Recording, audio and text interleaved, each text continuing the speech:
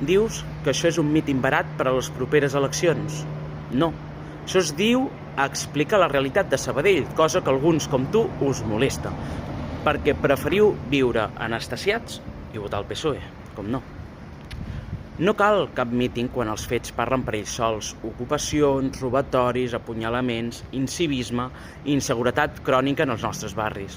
I per si no n'hi hagués prou, ara, la sucursal del PSOE a Catalunya, amb el suport d'Esquerra i la resta dels pseudoprogres proimmigracionistes, vol impulsar un empadronament fraudulent massiu. Pretenen regalar el padró a tothom, encara que no tinguin dret legal a ser en el nostre país. Això no és només una estafa.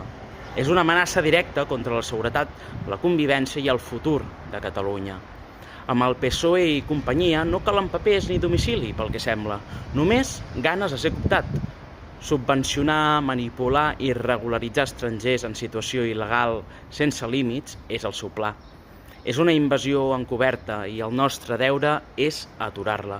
I sí, veig que també et molesta que hi hagi gent com nosaltres que des d'Aliança Catalana denunciem aquesta deixadesa i exigim posar ordre d'una vegada per totes. Mentre d'altres calleu, nosaltres diem les coses pel seu nom.